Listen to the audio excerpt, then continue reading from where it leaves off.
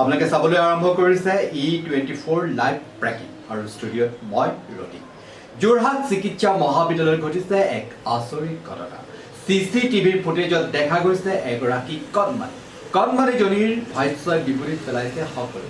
যোৰহাট চিকিৎসা মহাবিদ্যালয়ৰ মৰ্গত আবদ্ধ হৈ থকাৰ কথা নাবালিকাগৰাকীয়ে উল্লেখ কৰিলে। এই কথা মানি নলয় JMCHৰ অধীক্ষক ডক্টৰ মানৱজ্যোতি গোহাঁই। JMCHৰ প্ৰশাসনিক ভৱনত সংবাদমেল সম্বোধনত জনালে অধীক্ষকগৰাকী, চাওঁ আহক CCTVৰ ফুটেজত দেখা আচৰিত ঘটনা।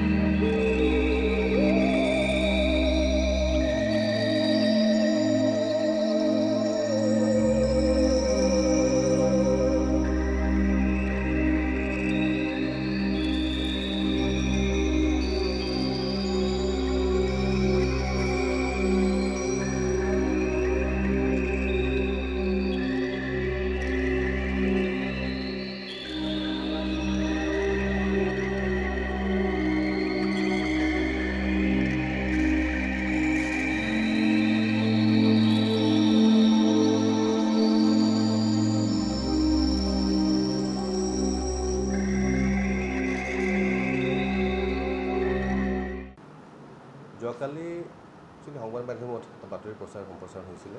তাত দিয়া আছিলে যে কোনো এজন অজ্ঞান লোকে কণমানি শিশু এগৰাকীক আনি আমাৰ মৰ্গত মানে ভৰাই বন্ধ কৰি থৈছিল। কিন্তু আমি সেইটো গম পাই আমি নিজে চালোঁ, চাই আমি চব গম পালোঁ যে সেই মৰ্গতটো হ'বই নহয়। আমাৰ চাৰ্জাৰী OPD এটা ৰুমত এজন মানুহে আহি ছোৱালীজনীক ভিতৰত ভৰাই বাহিৰত বন্ধ কৰি উলাই থৈ গৈছিল। তাৰপিছত আমাৰ চিকিউৰিটি গাৰ্ডে যেতিয়া গম পালে, তাই খিৰিকীৰ পৰা ওলাওঁতে খবৰ দিলে, আহি পুলিচৰ হাতত গটোৱা হ'ল আৰু অভিভাৱক গতাই দিয়া হ'ল।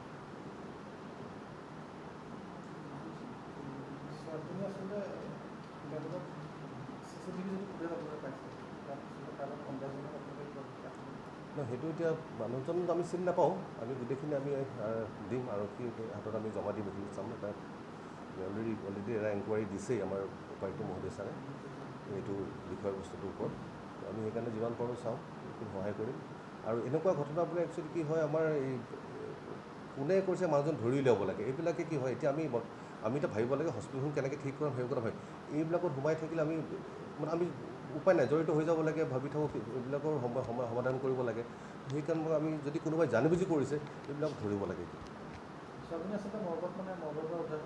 নহয় মৰ্গত আছে, মই দিছোঁ আপোনালোকৰ বন্ধুহঁতকো দিছোঁ, মই এইখিনি যিখিনি ফুটেজ আছিলে, আৰু একেটা বস্তু মই পুলিচ প্ৰশাসনকো দিম। কিন্তু ভিডিঅ'টো চালে এনেকুৱা লাগে যেন চিনি পায়, তো ক'বলৈ দিগদাৰ। কিন্তু অচিনাকি মানুহজনৰ লগত সাধাৰণতে যেনেকৈ কোনোবা যায়, এইটো অলপ আপুনি অকণমান কিবা এটা সন্দেহ যিটো আনি ফিল হয়।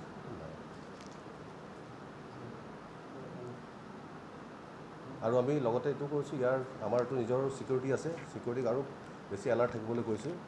আৰু তেনেকুৱা মানে সেই জেগাটো একচুৱেলি কি হয়, আমাৰ পেচেণ্ট অহা যোৱা কৰিডৰ, তেনেকৈ বহুত মানুহ আহি থাকে, চিকিউৰিটিয়ে চাই থাকে। সেই ঘপকৈ কোনোবা এটা ৰুমত সোমাই গ'লে অকণমান ধৰিবলৈ দিগদাৰ হয়। তো তেওঁ মই তেখেতলোকক কৈছোঁ আৰু বেছি সষ্টম হৈ থাকিবলৈ কৈছোঁ আজিকালি।